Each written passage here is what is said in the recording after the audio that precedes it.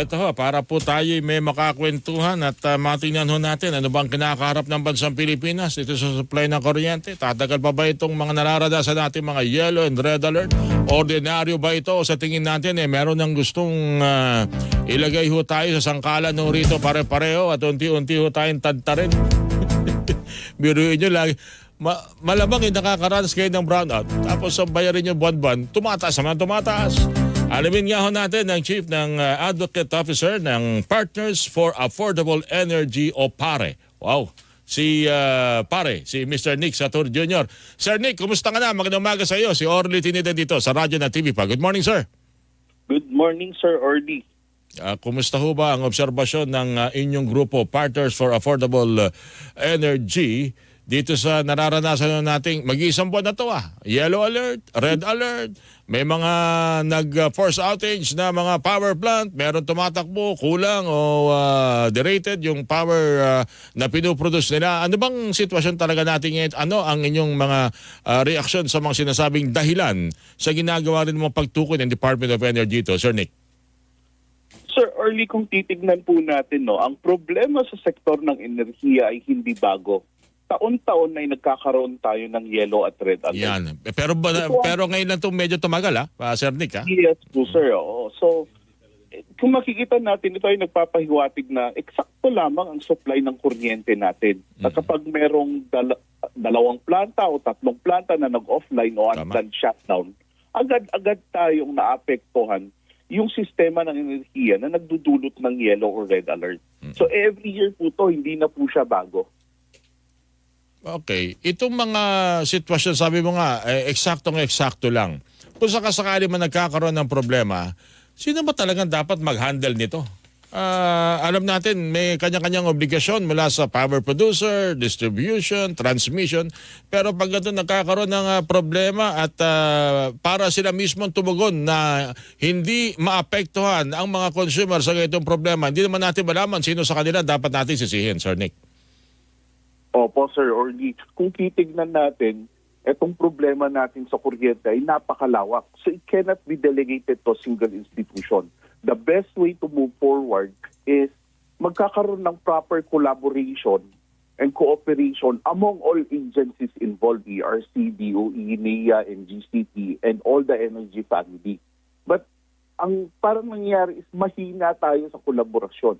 No?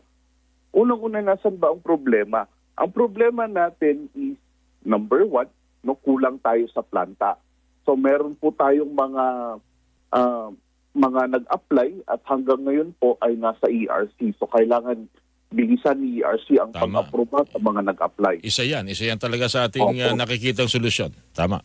Si NGCP naman po, kailangan niyang i-upgrade ang kanyang facilities, ang kanyang transmission lines upang itong mga planta maiwasan yung nabanggit nyo nga po kanina, yung derated power, para tuloy-tuloy yung daloy ng kuryente. So, mayroon ding responsibilidad si NGCP para sa grid reliability. Kailangan din matapos ni NGCP lahat ng mga proyekto na ito sana ang magbibigay ng reliability sa ating grid.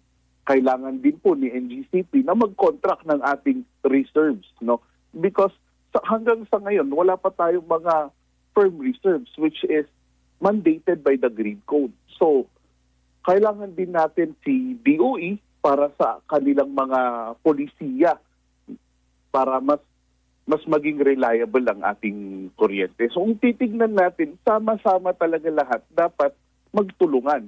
Si Congress po at sa Senate, kailangan din po natin sila para sa kanilang oversight. Kasi marami tayong mga electric cooperatives na hindi maganda ang pamamalakad na nakakaapekto sa ating mga consumers. Buti na banggit niya yan sa panig ng distribution.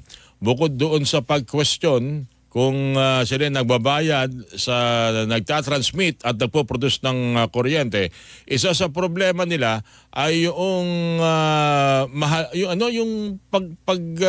mga kasunduan para sa presyo ng kuryente na kanilang i-distribute sa kanilang mga consumer, na minsan nagugulat sila bakit parang nagsusulputan na lamang yung pagtataas ng kanilang mga binabayarang kuryente. Oo, sir. Isa rin yan, ano? Anyway, Opo, isa rin yan ang problema natin. Binabagay nyo kasi tulong lahat. Kongreso, executive, pati yung mga nasa private sector. Pinag-uusapan ngayon ng IPIRA.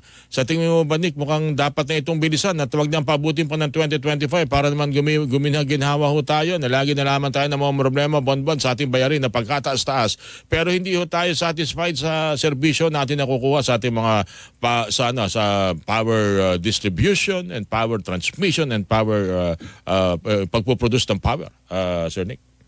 Yes po sir, dapat po may mga kailangan po tayong baguhin sa IPIRA. And bukod po doon sa ating mga amendments sa IPIRA, kailangan din po natin na implement ang IPIRA. Yung strict implementation ng IPIRA ay kailangan natin makita.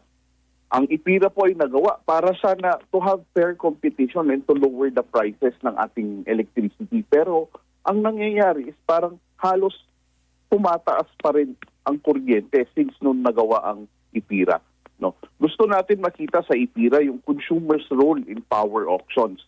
Ang proposal po ni Pare na sana meron tayong consumer representation rin or accredited consumer group dun sa ating power auctions para meron tayong fair and competitive bidding process na sinasabi natin. Yung ba yung sa WSM, Nick? Yes po sir.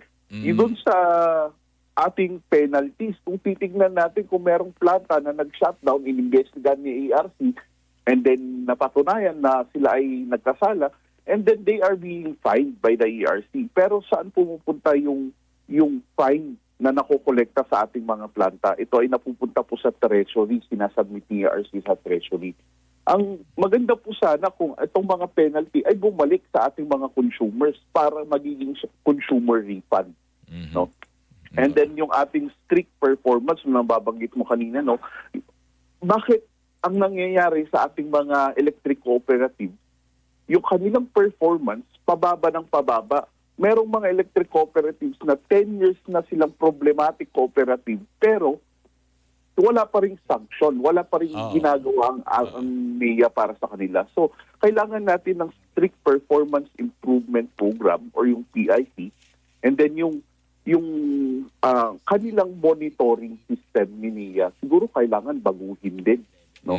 So lahat yung mga to sana makita natin dito sa IPIRA amendment. Eto, panghuli na lang siguro, Sir Nick, yung mga pananaw ng ating mga kababayan na nakausap nga namin yung iba ho kanina, baka tingin nila may nananabo tayo dito. Hindi naman siguro partikular na binabanggit dahil may ilang mga, alam natin may ilang sektor sa kuryente ang merong mga kasosyo na controversial ngayon.